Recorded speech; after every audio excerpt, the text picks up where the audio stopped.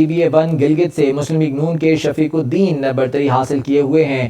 Pakistan Peoples party کے امجد حسین اس حلقے میں دوسرے نمبر پر موجود ہیں۔ GB1 گلگت میں مسلم لیگ نون کے شفیق الدین کو یہاں پر برتری حاصل ہے۔ اس کے علاوہ GB6 ہنزا میں آزاد امیدوار نیک نام آگے ہیں اور ان کے مد مقابل آزاد امیدوار راجہ نظیم الامین دوسرے نمبر پر موجود ہیں۔ یہ تمام غیر سرکاری غیر حتمی نتائج ہیں جو کہ ہم آپ تک پہنچا رہے ہیں۔ گلگت بلتستان اسمبلی کے انتخابات کے سلسلے میں پولنگ ہوئی اور 5 بجے کے بعد گنتی کا عمل شروع ہوا۔ ووٹوں کی گنتی جاری ہے اور جن حلقوں میں گنتی کا عمل مکمل ہوا وہاں سے یہ غیر سرکاری غیر حتمی نتائج موصول ہونے کا سلسلہ جاری ہے۔ تاہم یہ تمام نتائج کمپائل ہونے میں وقت درکار ہوگا اور جو حتمی نتائج ہیں ان کا اعلان الیکشن کمیشن ہی کرے گا۔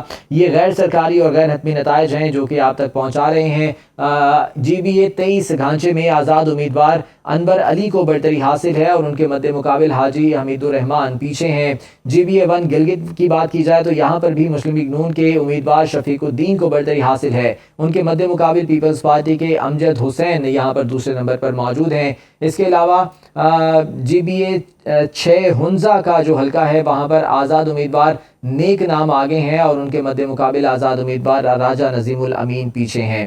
یہ تمام غیر سرکاری اور غیر حتمی نتائج ہیں جو کہ ہم آپ تک پہنچا رہے ہیں۔ مختلف حلقوں سے یہ غیر حتمی غیر سرکاری نتائج موصول ہونے کا سلسلہ جاری ہے چونکہ 5 بجے کے بعد ووٹوں کی گنتی کا عمل شروع ہوا تھا اور تبھی سے ہی جن حلقوں میں ٹرن آؤٹ کم تھا وہاں پر ووٹوں کی گنتی مکمل ہونے کے بعد یہ غیر سرکاری غیر حتمی نتائج موصول ہو رہے تھے۔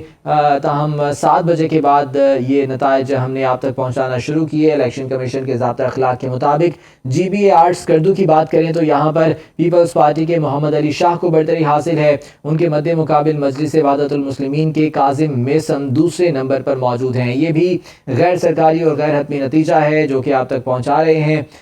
GB8 اسکردو کا حلقہ ہے جہاں پر پیپلز پارٹی کے محمد علی شاہ کو برتری حاصل ہے اور ان کے مد مقابل MWM کے کاظم میسم پیچھے ہیں۔ یہ تمام غیر سرکاری اور غیر حتمی نتائج ہیں جو کہ آپ تک پہنچائے جا رہے ہیں۔ جی بالکل، استحکام میں پاکستان پارٹی اور آزاد امیدوار بھی میدان میں موجود ہیں جبکہ ووٹرز نے جوش و خروش کے ساتھ ووٹنگ میں حصہ لیا ہے اور پولنگ سٹیشنز کے باہر لمبی قطاریں بھی لگی رہیں جبکہ 9,58,480 رجسٹر افراد ووٹ کاسٹ کرنے کے اہل تھے جبکہ ووٹنگ صبح 8 بجے سے شام 5 بجے تک بلا تعطل جاری رہی اور سیکیورٹی کے انتہائی سخت انتظامات تھے اور کہیں بھی کوئی ناخوشگوار واقعہ پیش نہیں آیا۔ الیکشن کمیشن کے کنٹرول روم سے انتخابی عمل کی نگرانی بھی کی گئی۔